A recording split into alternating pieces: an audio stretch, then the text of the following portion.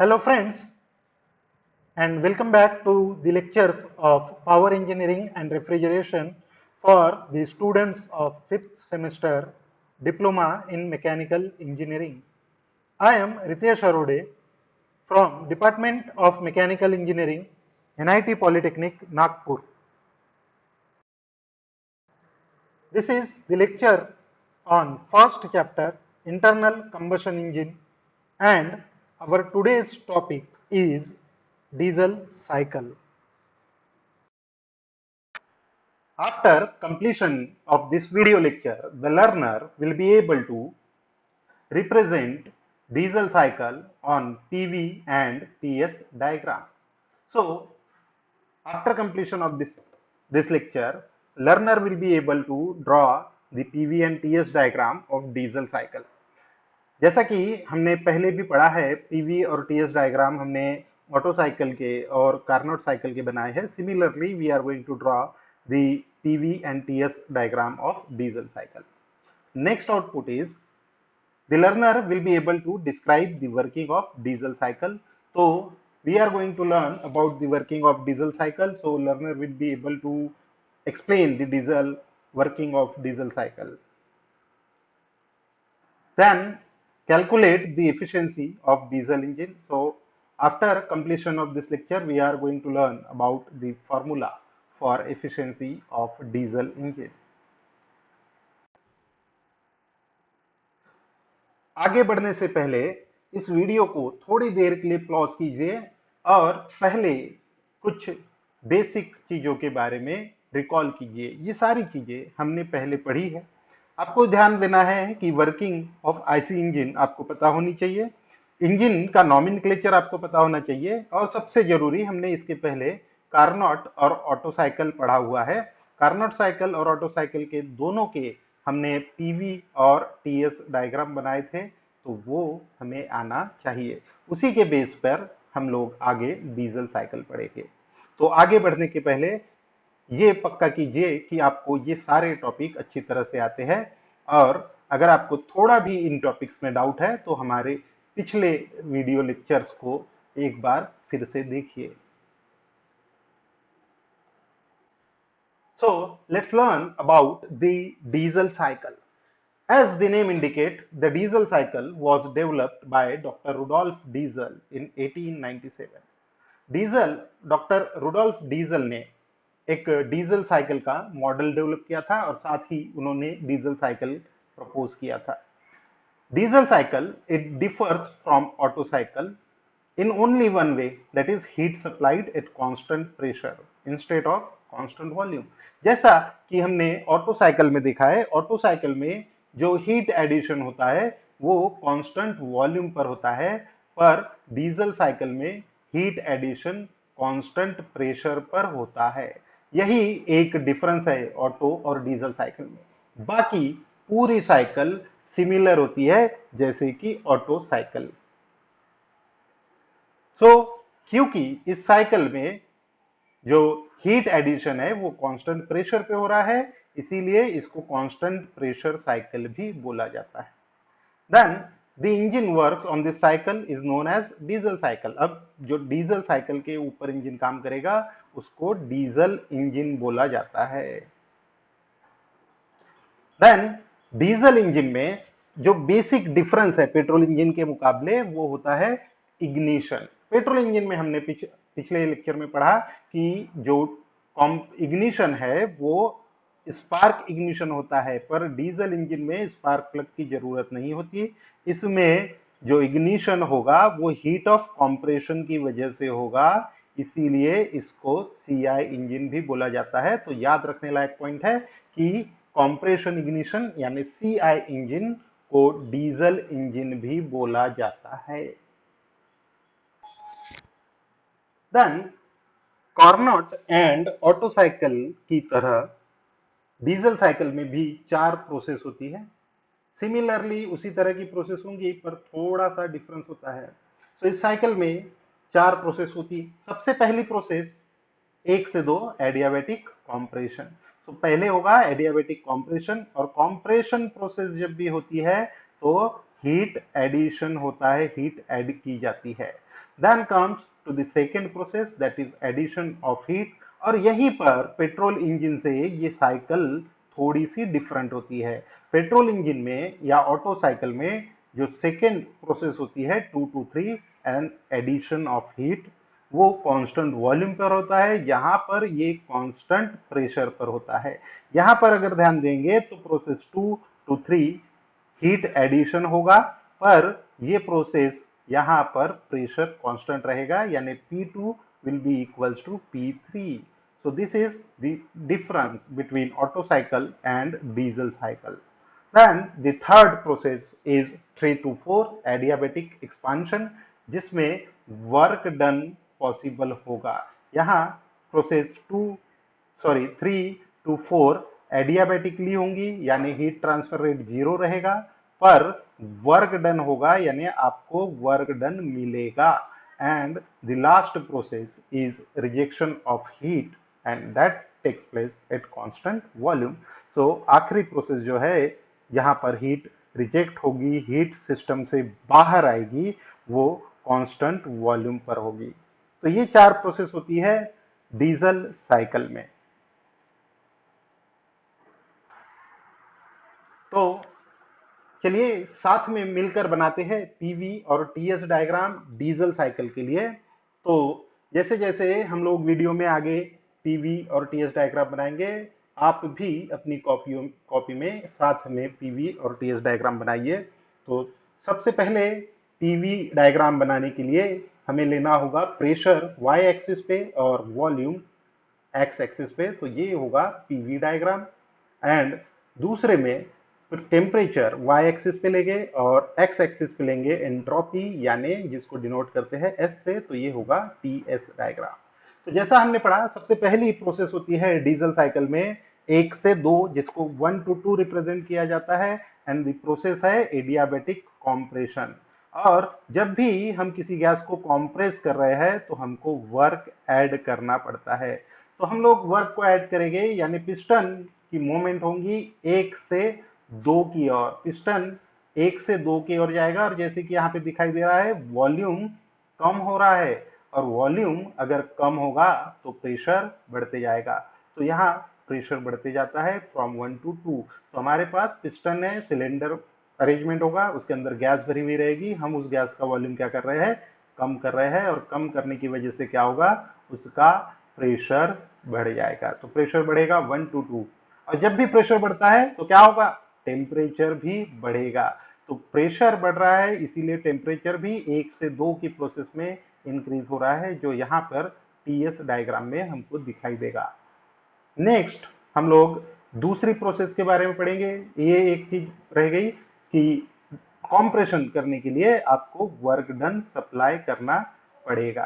Then process 2 to 3 is addition of heat at constant pressure. ये एक constant pressure process है, और constant pressure process को isobaric process भी कहा जाता है।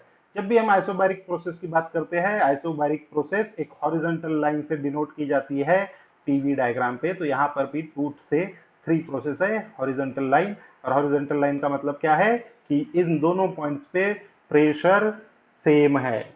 Now during this process, because we have kept the pressure constant, but we are adding the heat. और किसी भी चीज में अगर हीट ऐड करेंगे तो टेम्परेचर बढ़ते जाएगा, और टेम्परेचर बढ़ेगा 2 to 3। तो इतना ज्यादा टेम्परेचर बढ़ेगा क्योंकि हीट एडिशन हो रही है, तो टेम्परेचर बढ़ जाएगा।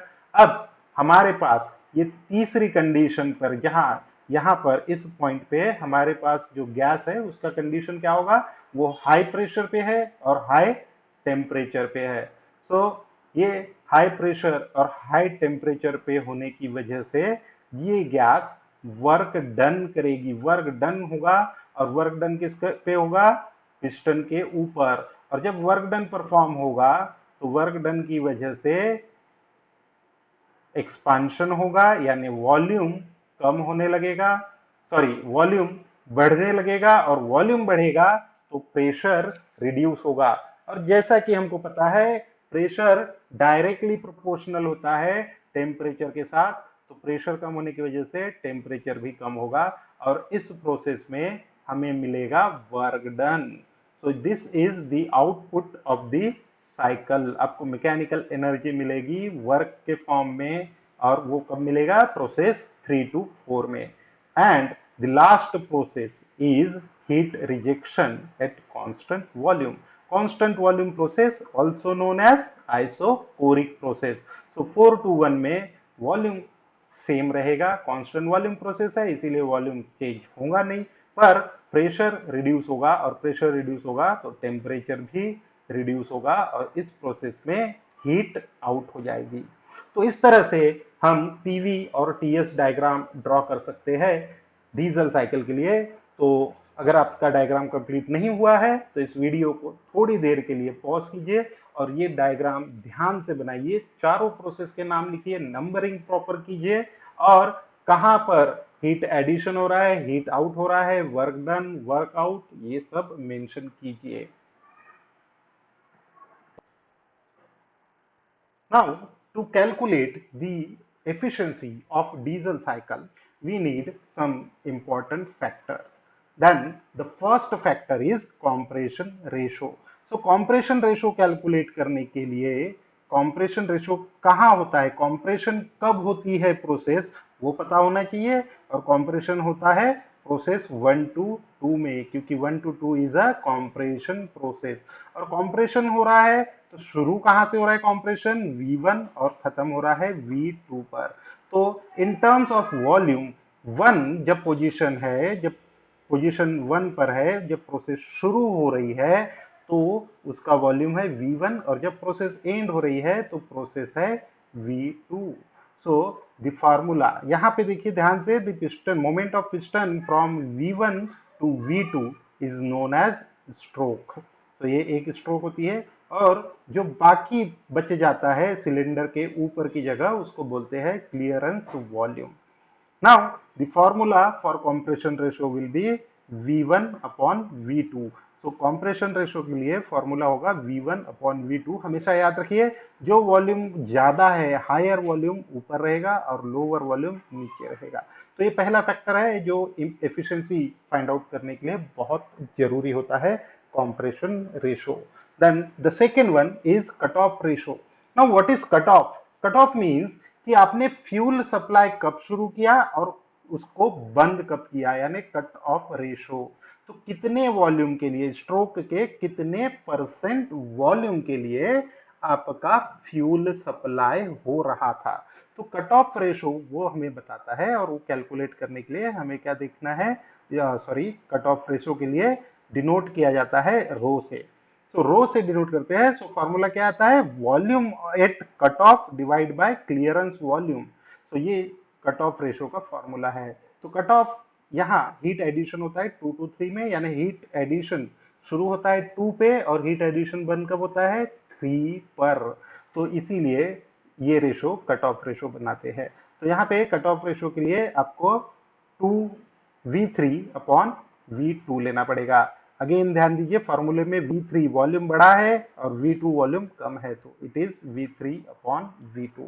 तो ये दो टर्म्स बहुत इंपॉर्टेंट होती है डीजल साइकिल की एफिशिएंसी फाइंड आउट करने के लिए, और डीजल साइकिल की एफिशिएंसी इन्हीं दोनों टर्म्स पर डिपेंड करती है।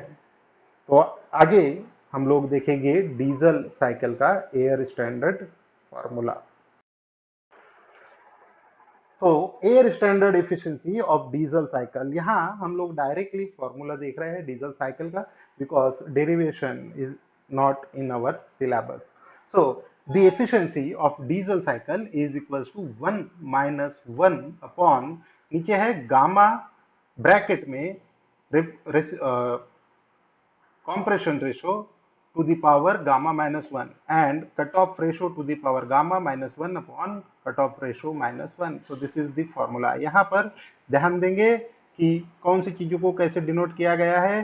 Gamma is the adiabatic index and R is represent by compression ratio and rho is the cutoff ratio. So ये फॉर्मूला अच्छी तरह से याद कीजिए, ये आपको याद होना चाहिए, और इसी बेसिस पे, इस फार्मूले से हम लोग डीजल साइकिल की एफिशिएंसी कैलकुलेट कर सकते हैं। And in the end what we have learn in this particular lecture. तो सबसे पहले हमने देखा एफिशिएंसी का फार्मूला कैलकुलेट किया है, हमने पीवी डायग्राम ड्रॉ किया है, टीएस डायग्राम ड्रॉ किया है। तो पीवी डायग्राम और टीएस डायग्राम ड्रॉ करने के बाद हमने कुछ इंपॉर्टेंट टर्म्स पढ़ी थी और फिर हमने देखा था कि एफिशिएंसी ऑफ डीजल साइकिल कैसे कैलकुलेट कर सकते हैं। और उस फार्मूले से हमको पता चलता है कि एफिशिएंसी ऑफ डीजल साइकिल दो फैक्टर पे डिपेंड करती है और फैक्टर्स क्या है, compression ratio and cut off ratio. So these two are the important factor. ध्यान देंगे अगर फॉर्मूले पे तो हमको ये पता चलेगा कि डीजल साइकिल का जो एफिशिएंसी है वो इंक्रीज होता है कॉम्प्रेशन रेशो से। अगर कॉम्प्रेशन रेशो बढ़ते जाएगा तो डीजल साइकिल की एफिशिएंसी भी बढ़ेगी, लेकिन अगर कॉम्प्रेशन रेशो कम होता है तो डीजल साइकिल की एफिशिएंसी भी कम होते जाएगी। और दूसरा फैक्टर कट ऑफ रेशो। तो अगर कट ऑफ रेशो बढ़ता है तो डीजल साइकिल की एफिशिएंसी कम होती है, क्योंकि जितना ज्यादा कट ऑफ रेशो रहेगा उतना कम एफिशिएंसी होगी, उतना कम वर्क डन होगा। तो ये चीजें याद रखनी है। लास्ट में कुछ कॉमनली आस्क्ड क्वेश्चन है जो एग्जाम में पूछे जा सकते हैं डीजल साइकिल के ऊपर। सबसे पहला क्वेश्चन है represent diesel cycle on PV and TS diagram. I hope कि ये क्वेश्चन का आंसर हम बहुत इजीली दे सकते हैं, हमने पीवी और टीएस डायग्राम ड्रॉ किए हैं। अगर आपको इसका आंसर लिखना है तो आप पहले पीवी और टीएस डायग्राम नीट और क्लीन बनाएंगे, नंबरिंग प्रॉपर करेंगे, नंबरिंग मैच होनी चाहिए पीवी और टीएस डायग्राम पर, और उसी के साथ लेबल प्रॉपरली करना है। दूसरा जो क्वेश्चन आता है वो है describe the diesel cycle with PV and TS diagram. तो पीवी और टीएस डायग्राम ड्रॉ करके चारों प्रोसेस को एक्सप्लेन कीजिए। कंप्रेशन रेशो की definition and last one is the definition of cut off ratio. तो ये चार चीजें नोट्स को प्रॉपरली फॉलो कीजिए और ये चारों क्वेश्चन के आंसर अपने कॉपी में लिखिए। सो ये था डीजल साइकिल के बारे में। Thank you and keep learning.